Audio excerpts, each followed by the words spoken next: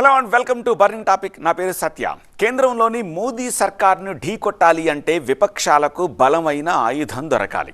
వరుసగా మూడవసారి అధికారంలో ఉండడం అపోజిషన్కు కొంత పొలిటికల్ గ్యాప్ ఇస్తున్నప్పటికీ ఇప్పటికీ బలంగానే కనిపిస్తోంది ఎన్డీఏ కూటమి. సో సరైన అస్త్రాలు దొరికితే తప్ప యుద్ధం చేయలేని పరిస్థితి. అదేమిటో కానీ సరిగ్గా 5 రాష్ట్రాల అసెంబ్లీ ఎన్నికలు జరగబోయే ముందు విపక్షాలకు శక్తివంతమైన అస్త్రాలు దొరికాయి. విపక్షాలన్నీ ఏకం కావడానికి బలమైన కారణాలు కూడా కనిపిస్తున్నాయి. అసలు వీళ్ళు కలిసి నడుస్తారా అని సందేహించే వారికి ఎస్, మేం కలిసి అడుగులు వెయ్యగలం అని నిరూపించే ఘటనలు చోటు చేసుకుంటున్నాయి. ముఖ్యంగా ఇండీ కూటమికి ఫీల్ గుడ్ ఫ్యాక్టర్ కనిపిస్తోంది.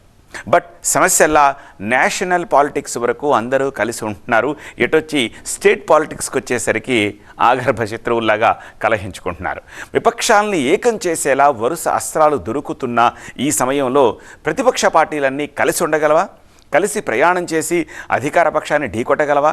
అసలు విపక్షాలకు దొరుకుతున్న ఆ అస్త్రాలు ఏమిటి? ఆయుధాలున్నా అందిపుచ్చుకోలేని ఆ పరిస్థితులు ఏమిటి? కంప్లీట్ డీటెయిల్స్ ఇవాల్టి బర్నింగ్ టాపిక్లో.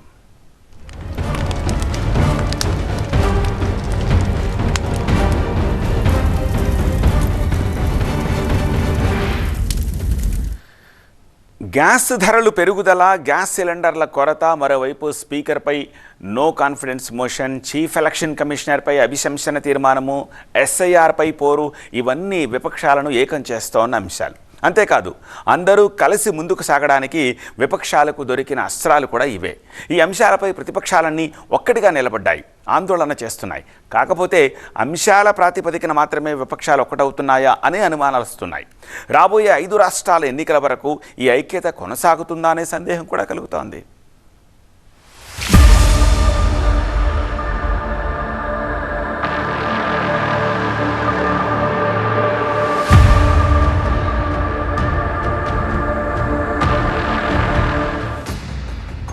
శత్రువుకు శత్రువు మిత్రుడవుతారంటారు. ప్రస్తుతం దేశ రాజకీయాలు ఈ సమీకరణంతోనే నడుస్తున్నాయి. ముఖ్యంగా విపక్ష కూటమి పైకి చూస్తే ఎవరికి వారే అన్నట్టుగా కనిపిస్తున్న రాజకీయ శత్రువు కళ్ల ముందు కనిపించేసరికి ఏకమవ్వాలనే కసి పెరుగుతోంది. నిజానికి విపక్షాలకి కలవాలనుంది. కలవడానికి బలమైన కారణాలు ఉన్నాయి. ఇండీ కూటమి విచ్ఛిన్నమైన విపక్షాలను ఏకం చేయడానికి అస్త్రాలు వరుసగా దొరుకుతున్నాయి. అందులో మొదటిది లోక్సభ స్పీకర్పై పెట్టిన అవిశ్వాస తీర్మానం. అఫ్కోర్స్ ఈ తీర్మానం వీగిపోయింది. 2 రోజుల చర్చ తర్వాత బుధవారం సాయంత్రం నాటి ఓటింగ్లో మూజువాని ఓటుతో ఆ తీర్మానాన్ని తిరస్కరించింది లోక్సభ. నిజానికి ఈ తీర్మానం వీగిపోతుందని విపక్షానికి కూడా తెలుసు. కాకపోతే అందులో ఓ రాజకీయ వ్యూహం ఉంది. ఇండీ కూటమి ఐక్యతకు అదో లిట్మస్ టెస్ట్ లాంటిది. ఈ తీర్మానం విపక్షాల మధ్య ఉన్న అంతర్గత విభేదాలను పక్కన పెట్టి వారిని ఒకే తాటిపైకి తెచ్చింది. ఎలా చెప్పగలరు అలా అంటే, కాంగ్రెస్, తృణమూల్ కాంగ్రెస్, డీఎంకే, సమాజ్వాదీ పార్టీలు కలిసి ఉమ్మడిగా నోటీస్ ఇచ్చాయి. తీర్మానంపై చర్చ జరిగినప్పుడు కూడా ఒక్కటిగానే నిలబడ్డాయి. ఓటింగ్ సమయంలో కలిసే ఉండాలని మాట్లాడుకున్నాయి. ఓవరాల్ గా సీట్ల సర్దుబాటులో సమస్యలున్నప్పటికీ బీజేపీ వ్యతిరేక పోరాటంలో తామంతా ఒక్కటినని సంకేతాన్ని ప్రజల్లోకి పంపాయి విపక్షాలు. స్పీకర్ పై పెట్టిన అవిశ్వాస తీర్మానం వీగిపోవడం తమ దృష్టిలో ఓటమి కాదు అంటున్నాయి విపక్షాలు. భవిష్యత్తులో రాబోయే పెద్ద పోరాటాలకు, మరీ ముఖ్యంగా 5 రాష్ట్రాల ఎన్నికలకు ఒక రిహార్సల్స్ అనే చెబుతున్నాయి. సంఖ్యాబలం లేకపోయినా ప్రభుత్వాన్ని ఇరకాటంలో పెట్టగలమనే ఆత్మవిశ్వాసాన్ని నింపడంలో సహాయపడిందనేది విపక్షం వాదన. ఒక విధంగా దీన్నొక నైతిక విజయంగా భావిస్తున్నాయి విపక్షాలు.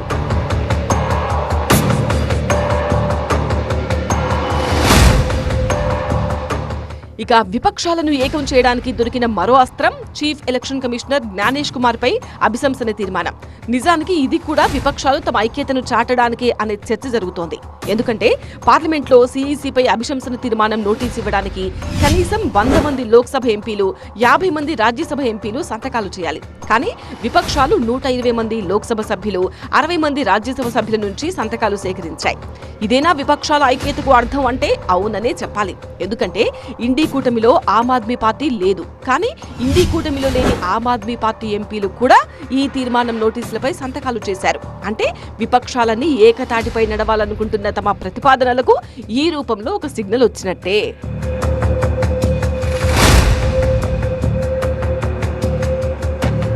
పైగా అభిశంసన నోటీసుకు 150 సంతకాలు అవసరమైన చోట 180 మంది విపక్ష ఎంపీలు సంతకాలు చేశారు. స్పీకర్పై అవిశ్వాస తీర్మానం పెట్టడం అనేది రాహుల్ గాంధీ చేసిన పోరాటం. ఇప్పుడు సీఈసీ జ్ఞానేష్ కుమార్ పై అభిశంసన తీర్మానం అనేది మమతా బెనర్జీ పోరాటం. విడివిడిగా ఎవరికి వారు చేస్తున్న పోరాటంగా కనిపిస్తున్నా సరే ఇదంతా ఇండీ కూటమి ఉమ్మడి పోరాటంగా చెప్పగలిగారు. ఇందులో Congress, Samajwadi party, DMK, left పార్టీల ఎంపీలు కూడా ఉండడం విశేషం. అంత ప్రత్యేకంగా ఎందుకు చెప్పుకోవాలంటే బెంగాల్లో తృణమూల్తో విభేదించే లెఫ్ట్, కాంగ్రెస్ పార్టీలు కూడా రాజ్యాంగ సంస్థల రక్షణ పేరుతో ఈ తీర్మానానికి మద్దతిచ్చాయి. ఈ తీర్మానం నెగ్గుతుందా లేదా అన్నది పక్కన పెడితే విపక్షాల ఐక్యతను చాటి చెప్పే ఎపిసోడ్గా చూపించుకోవచ్చు. ఒకసారి తీర్మానం నోటీస్ ఇస్తే దానిపై చర్చ జరగాలని విపక్షాలు పట్టుబట్టవచ్చు. అలాంటప్పుడు విపక్షాలన్నీ కలిసి ఎన్డీఏపై ఫైట్ చేస్తున్నాయనే సంకేతాలు పంపించవచ్చు. ఈ అభిశంసన తీర్మానం అనేది రాబోయే 5 రాష్ట్రాల ఎన్నికలకు విపక్షాలు సిద్ధం చేసుకున్న ఒక బలమైన పొలిటికల్ ఎజెండా. ఎన్నికల నిర్వహణపై ప్రజల్లో అనుమానాలు కలిగించడం ద్వారా ప్రభుత్వాన్ని డిఫెన్స్లో నెట్టడమే దీని అసలు ఉద్దేశం. ఇక విపక్షాలను ఏకం చేస్తున్న మరో అస్త్రం గ్యాస్ షార్టేజ్. ప్రస్తుతం విపక్షాలకు ఇదే బలమైన రాజకీయ ఆయుధం. గ్యాస్ సంక్షోభంపై విపక్షాలు పార్లమెంట్లో ఉమ్మడి పోరాటం చేస్తున్నాయి. పార్లమెంట్ ఆవరణలో నిరసన చేశాయి. ఈ ఐక్యత రాష్ట్రాల అసెంబ్లీల్లోనూ కనిపించింది. స్పీకర్ మీద అవిశ్వాసం తీర్మానం, ఎలక్షన్ కమిషనర్ మీద అవిశ్వాస తీర్మానం, ఏదో జడ్జి మీద అవిశ్వాస తీర్మానం, ఇవన్నీ ప్రజలకు సంబంధం లేదు. ప్రజలకు కావాల్సింది ధర పెరుగుదల ఉన్నదా, లేకపోతే ఉద్యోగాలు దొరుకుతున్నాయా, ముందల ఆర్థిక వ్యవస్థ ముందరికి వెళ్తుందా, లా అండ్ ఆర్డర్ దేశంలో ఎలాగున్నది, మన డిఫెన్స్ ఎలాగున్నది, ఇవన్నీ చూసుకుంటున్నారు. కానీ ఇలాంటి ఇష్యూ అస్సలు ఎక్కడా ప్రజలకి టచ్ కావట్లేదు. 2026లో జరగనున్న 5 రాష్ట్రాల ఎన్నికలు ఇండీ కూటమికి ఒక పెద్ద పరీక్షే. ఎందుకంటే లోక్సభలో ఇలా కలిసి పోరాడుతున్న పార్టీలు రాష్ట్రాల అసెంబ్లీ మెట్లెక్కేటప్పుడు మాత్రం శత్రువులుగా మారుతున్నాయి. ఎవరికి వాళ్లు పైకెక్కాలనే ఆతృతతో వాళ్లలో వాళ్లే తోసుకుంటున్నారు. విపక్షాల ఐక్యతపై ల్యాబ్ టెస్ట్ జరుగుతోంది. దానికి పార్లమెంట్ ఒక ప్రయోగశాల. ల్యాబ్లో రిజల్ట్స్ పాజిటివ్గానే వస్తున్నాయి, కానీ దాన్ని గ్రౌండ్ లెవెల్కి తీసుకెళ్తున్నప్పుడే ఫలితం వికటిస్తోంది. నిజానికి విపక్షాలకు ప్రస్తుతం అస్త్రాల కొరత లేదు. సభలో నిరసనలకు వాకౌట్ చేయడానికి అందరూ ఒక్కటవుతున్నారు. ప్రభుత్వానికి వ్యతిరేకంగా ఒక నెరేటివ్ బిల్డ్ చేయగలుగుతున్నారు. కాకపోతే పార్లమెంటు బయట నిరసన తెలిపినంత సులభంగా ఎన్నికల బరిలో సీట్లు వదులుకోవడానికి ప్రాంతీయ పార్టీలు సిద్ధంగా ఉండట్లేదు. ఇది అసలైన సవాల్ విసురుతోంది వాళ్లకు. ఇక అసలు ప్రశ్న, లోక్సభలో కలిసున్న పార్టీలు, ఢిల్లీ స్థాయిలో కలిసి పోరాడుతున్న ఈ విపక్షాలు రాష్ట్రాల అసెంబ్లీ మెట్లు ఎక్కేసరికి ఎందుకు శత్రువులుగా మారుతున్నాయి? నిజానికి ఢిల్లీ స్థాయిలోనే పొత్తు తప్ప రాష్ట్ర స్థాయిలో కనిపించదు. Already it's proven. సపోజ్ త్వరలో అసెంబ్లీ ఎన్నికలు జరిగే 5 రాష్ట్రాలను తీసుకుందాం.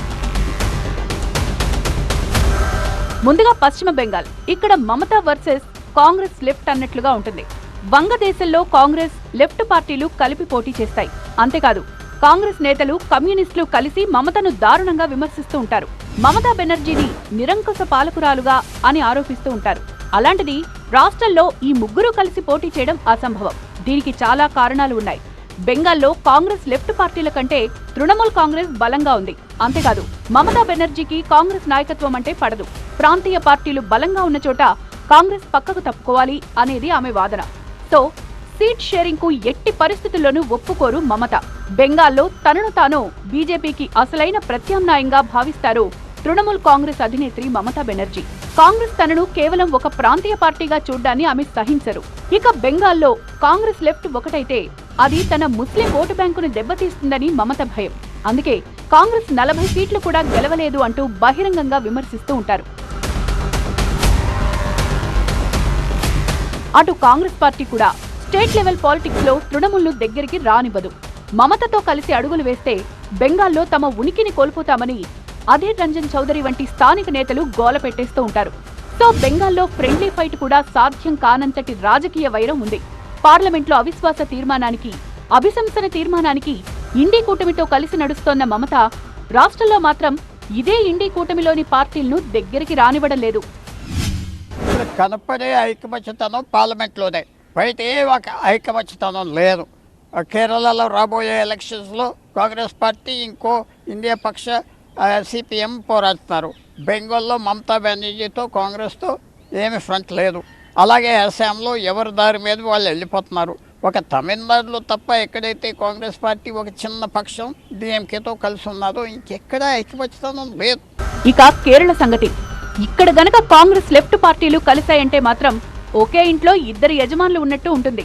కేరళం రాజకీయం దశాబ్దాలుగా లెఫ్ట్ కూటమి అయిన ఎల్డీఎఫ్, కాంగ్రెస్ కూటమి అయిన యూడీఎఫ్ మధ్య పోరు సాగుతోంది. జాతీయ స్థాయిలో కాంగ్రెస్ లెఫ్ట్ పార్టీలు పక్కపక్కనే కూర్చుంటాయి. కానీ కేరళలో కాంగ్రెస్ గెలవాలంటే కమ్యూనిస్టులను ఓడించాలి, కమ్యూనిస్టులు గెలవాలంటే కాంగ్రెస్ ను ఓడించాలి. జాతీయ స్థాయిలో రాహుల్ గాంధీని ప్రధాని అభ్యర్థిగా లెఫ్ట్ పార్టీలు సమర్థించొచ్చు గాని కేరళంలో రాహుల్ గాంధీ వయనాడు నుంచి పోటీ చేయడాన్ని లెఫ్ట్ తీవ్రంగా వ్యతిరేకిస్తోంది. బీజేపీకి పెద్దగా బలం లేని కేరళంలో వీరు పక్కపక్కనే ఉంటే ప్రజల థర్డ్ ఆప్షన్ అయిన బీజేపీ వైపు చూస్తారనే భయం వీరిద్దరినీ కలవనివ్వడలేదు. సో ఇక్కడ కూడా విపక్షాల మధ్య ఐక్యత అనేది అసాధ్యం. ఎందుకంటే వీరిద్దరూ కలిస్తే అక్కడ ఖాళీ అయ్యే విపక్ష స్థానాన్ని బీజేపీ భర్తీ చేసే ప్రమాదం ఉందని ఇరు పార్టీలు ఆందోళన.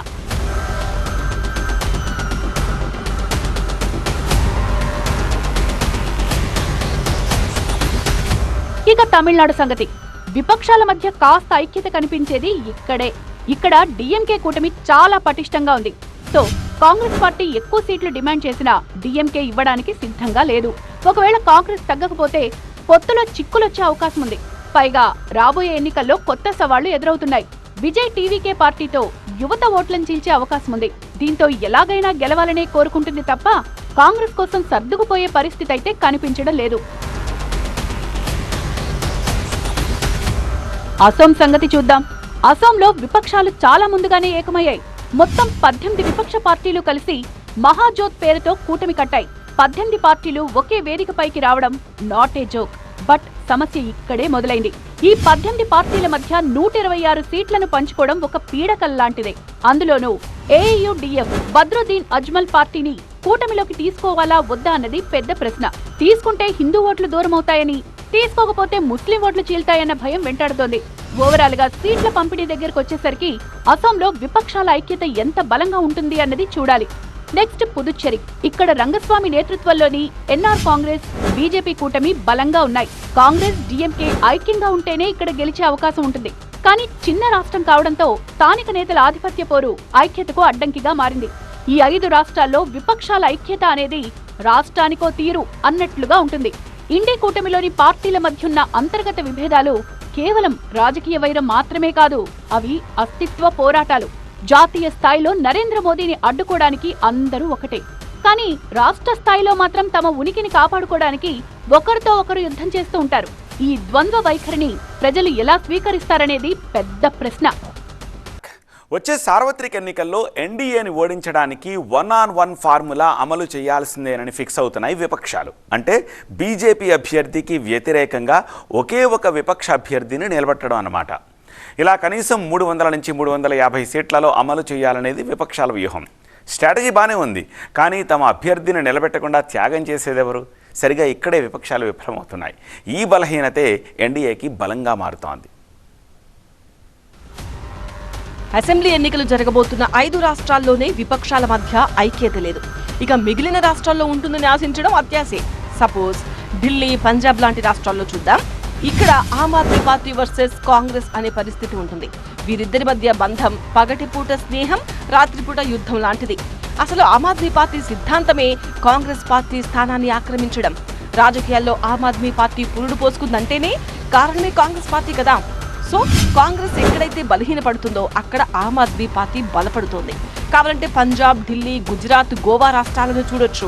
ఈ 4 రాష్ట్రాల్లో ఇప్పటికీ కాంగ్రెస్ ఓట్లను చీల్చడం ద్వారానే కేజ్రీవాల్ పార్టీ మనుగడ సాగిస్తోంది.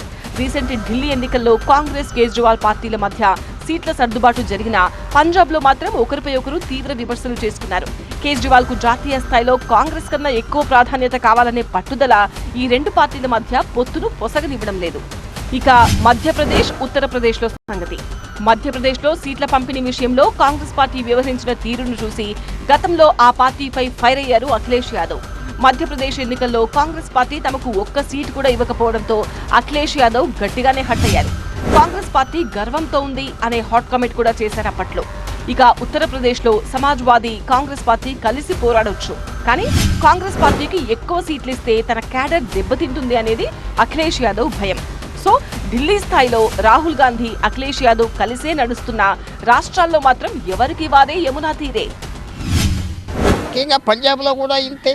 ఆమ్ ఆద్మీ పార్టీ కాంగ్రెస్ పార్టీ ఒకళ్ళ మీద ఒకళ్ళు విశేషమైన ఆరోపణలు చేసి ఆమ్ ఆద్మీ పార్టీని ఓడించడానికి కాంగ్రెస్ పార్టీ ట్రై చేస్తుంది.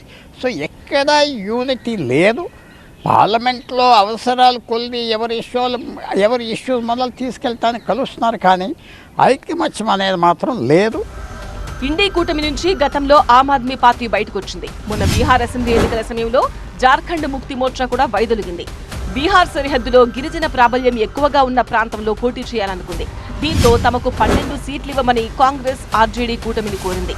బట్ ఆ సమయంలో 2-3 సీట్లు మాత్రమే ఇస్తామని చెప్పాయి. చర్చలు విఫలమవడంతో ఇండీ కూటమి నుంచి జార్ఖండ్ ముక్తి మోర్చా బయటకు వచ్చేసింది.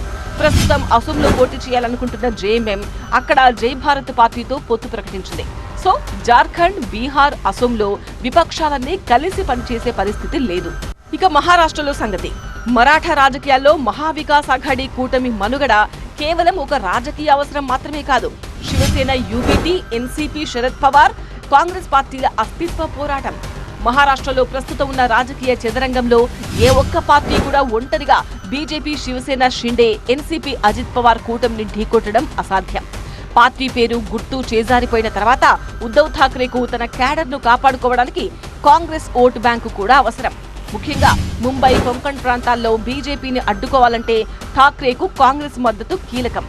అజిత్ పవార్ తిరుగుబాటు తర్వాత శరద్ పవార్ తన బలాన్ని నిరూపించుకోవాల్సిన పరిస్థితి ఏర్పడింది. పశ్చిమ మహారాష్ట్రలో తన పట్టును నిలుపుకోవడానికి కాంగ్రెస్తో కలిసి వెళ్లడం తప్ప ఆయనకు మరో మార్గం లేదు. ఒకప్పుడు మహారాష్ట్రలో తిరుగులేని పార్టీగా ఉన్న కాంగ్రెస్ ఇప్పుడు పుంజుకోవాలంటే ఈ 3 పార్టీలు అవసరం. సో తమిళనాడు తర్వాత మహారాష్ట్రలోనే ఇండీ కూటమి కాస్త కలిసికట్టుగా కనిపిస్తోంది. మహారాష్ట్రలో ఈ 3 పార్టీలు విడిపోతే రాజకీయంగా ఆత్మహత్య చేసుకున్నట్టే అని వీరికి తెలుసు. అందుకే చిన్న చిన్న విభేదాలు ఉన్నప్పటికీ బీజేపీని ఎదుర్కోవడానికి మహావికాస్ అఘాడీని ఒక బలమైన కవచంలా వాడుకుంటున్నారు. లోక్సభ స్పీకర్పై ప్రవేశపెట్టిన అవిశ్వాస తీర్మానానికి ఈ 3 పార్టీల ఎంపీలు ఏకతాటిపై నిలిచి మద్దతు తెలిపారు. ఏదేమైనా విపక్షాలు అంశాల వారీగా పార్లమెంట్లో ఒక్కటవుతున్నప్పటికీ రాష్ట్ర ఎన్నికల వద్దకొచ్చేసరికి సీట్ల సర్దుబాటు వారి ఐక్యతకు అతిపెద్ద సవాల్గా నిలుస్తోంది. సార్వత్రిక ఎన్నికల నాటికి వీరంతా ఏకతాటిపైకి రావడం అనేది ఆయా రాష్ట్రాల్లో వారు సాధించే ఫలితాలపై ఆధారపడి ఉంటుంది. ప్రస్తుతానికైతే అంశాల వారీ పోరాటం అనే వ్యూహాన్ని అమలు చేస్తున్నాయి, కానీ కావాల్సింది అది కాదు కదా. ఎన్నికల్లో అందరూ కలిసి ఐకమత్యంగా పోటీ చేయడం, అది అమలు కావట్లేదు. చూడాలి ఈసారైనా విపక్షాలు సక్సెస్ అవుతాయో లేదో. ఇదే ఇవాల్టి బర్నింగ్ టాపిక్. చూస్తూనే ఉండండి TV9.